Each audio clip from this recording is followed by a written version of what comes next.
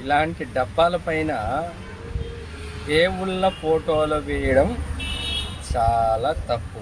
ఎందుకంటే ఈ మధ్య సిగరెట్ ప్యాకెట్ల పైన, బీడీల పైన, ఇంకా ఇలాంటి డబ్బాల పైన కూడా మన దేవుళ్ళ ఫోటోలు వేస్తున్నారు. ఇలా వేయడం వల్ల ఈ డబ్బాలు ఖాళీ అయిపోయినప్పుడు మనం కింద పడేస్తాం. కింద పడేసేదే కాదు, దాన్ని కొన్ని లక్షలాది మంది, వేలాది మంది తొక్కుతూ ఉంటారు. కనుక మనకు భక్తి అనేది ఉండొచ్చు, కానీ మరీ ఇంత అతి భక్తి అనేది ఉండకూడదు.